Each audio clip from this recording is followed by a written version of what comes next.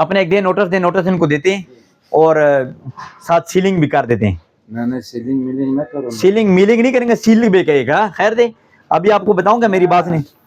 इनका ID card वगैरह लेके लिखे ना, आईडी कार्ड में लिखे ये सर्टिफिकेट होता है। देखिए मैं आपको बताऊं, एक्साइज का सर्टिफिकेट होता है इस तरह का। इसको बना लेते हैं यहीं पे भी, इनको इस तरह बना का दे। इस तरह बनाएंगे ना, आपको कल बना के देंगे।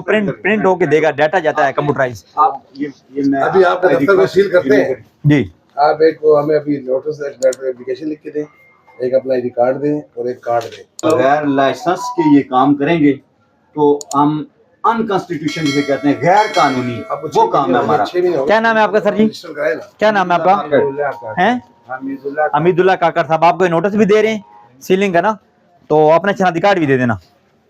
आप इस तरह करें कि आपने लाइसेंस बनवाना है लाजमी, ठीक है। नोटिस इनको सर्व कर देते हैं। नोटिस भी आपको सर्व करना, अपना आईडी कार्ड दें आप। ठीक है जी, आप जो है ना आज बंद करें, बस चलें। आओ, ये हमने इनको एक नोटिस इशू कर दिया है कि भाई ये कल मंडे तक कराएंगे, अगर नहीं कराया तो हम इसको सील भी कर देंगे जी। ठीक है नहीं, आए।